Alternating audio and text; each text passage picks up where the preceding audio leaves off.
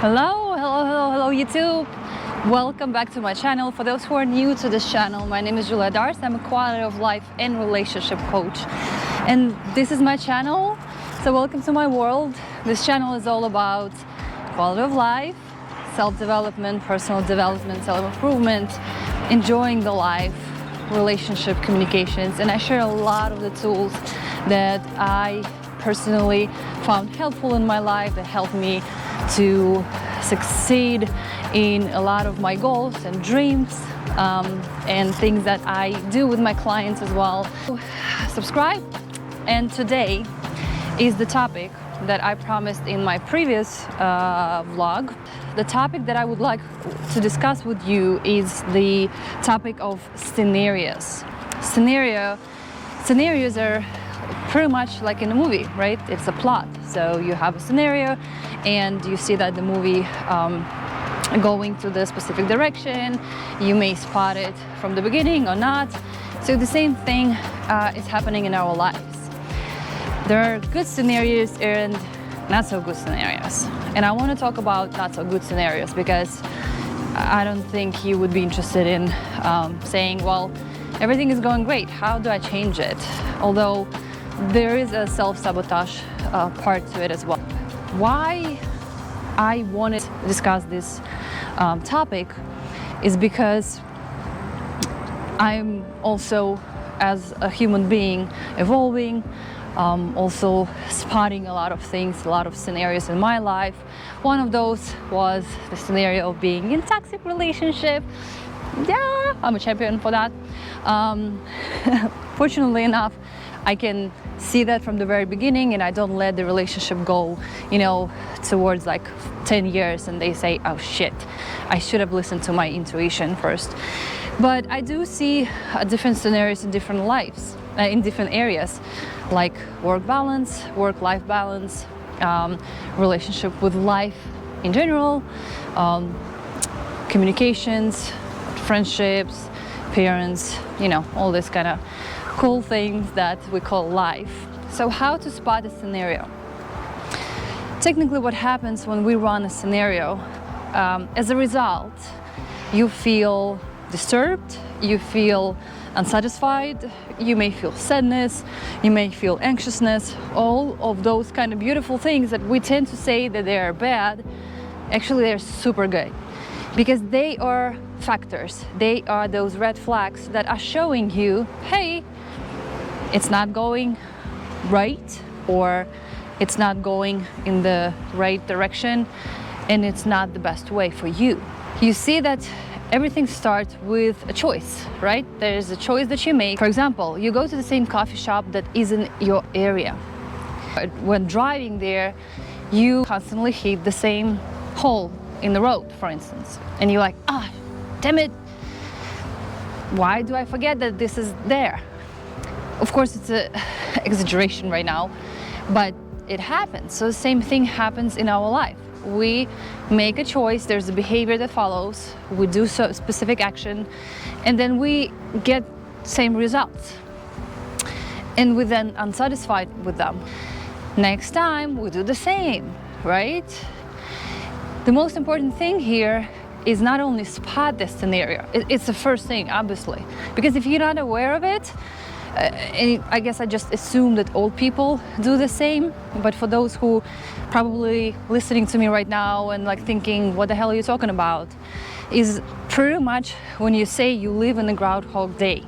It's like you do the same thing and it's constantly happened to you. Usually these people come to coaching because they're like, I am not satisfied with my life. I want to do this, but it doesn't work. Or I do this and it works, but I don't want to get the same results again. So when you have those scenarios, it's quite difficult to change them.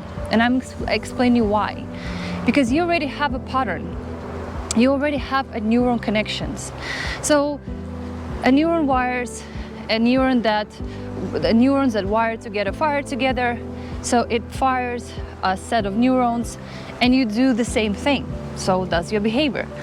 That's when we say like behaviors die hard, is because you have a pretty stable neural connection there. It happens in like not even probably milliseconds. I don't want to go scientific here, I don't remember the numbers, but super fast. So that's why we call them subconscious, because it's not in your conscious. It's not that, you know, the time all of a sudden stops and you're like, wait a second, let me tell you, let me see that this is probably not the right way. I should probably do a different thing. But the question is, you don't have in your roadmap a different thing behavior. That's why you do one more time, do the loop, maybe slightly different, but still the same. Interesting, when I was in Brooklyn many years ago, I had my show ballet. And we were doing like coyote, ugly style of dancing. We were dancing in the bar. The chain from the ceiling to the bar wasn't attached securely enough. So I saw Spirit. No, it's Southwest. Yeah. So I saw that the chain is coming off the ceiling, the safety mechanism. The time literally stopped. I had so much adrenaline in my system, and those who experience that probably understand what I'm talking about. That I was tired of falling. I was like, oh my God. Okay, so when do I land? Because that's quite a journey. So unfortunately, this is not happening in life when we have the same loop. When you see in your life that there are certain events that are taking place and you're unhappy with them, this would be a scenario. Okay, so number one thing, number one step is you identify the scenario. Common scenarios would be, I date wrong people, or money just doesn't stay with me, they just come and go. Could be something with relationship with your friends, right? Like I don't have friends because I meet new people and this is what happens. Could be anything, really anything. I don't enjoy life or my work-life balance. I burn out and then I rest a little bit, I stop doing everything, and then I go again and I have the same result. I burn out and then I'm like, okay, I'm done. So this is an indicator, your feelings also, your emotions, your body, when your body doesn't really want to even do anything. Like in my case, I was like, oh my goodness, like I don't even want to open up my laptop. So to me, it was a clear indicator that this is a scenario I ran. Sometimes, most of the times, it's actually very hard to admit because, well, you lived like this your entire life, and now it's like somebody's telling you that was wrong, and you're like, but what is the way, and how can I learn new ways? When we're younger, it's easier. When we hit certain years, I would say after 30, it becomes way harder. So you spot the scenario, you see that. Next thing, what would you do? I'd say it's freaking hard and difficult to do it by yourself. It's not about me selling my coaching right now to you. Absolutely not. I have people who I come when I see my blind spots. But because I'm so used to do a specific set of behaviors, specific action, it's hard for me to even come up with the new way. So I have coaches who, let's say, work with me, and I'm like, hey, I have this thing, I'm stuck, I need your help. And I'm being open right now because it's hard. It's very hard to change the way you lived your entire life. So what should you do? Seek help. A coaching, therapist. Be careful with therapists though. Always ask, what is their approach? Like when a client comes to me, I say, hey, I like to work and get fast results. Not like in a day, obviously. By fast, I mean effective coaching leads to fast results. So I love working with the client for a long time. It's like in fitness. You can just come to the gym and expect to see your after photo in a completely different shape. You need some time. Same thing with coaching. You need time to see the results. When things are happening in your mental plan, they're not happening as fast in the physical realm. So in the materialistic realm, they need a little bit of time. So same thing here.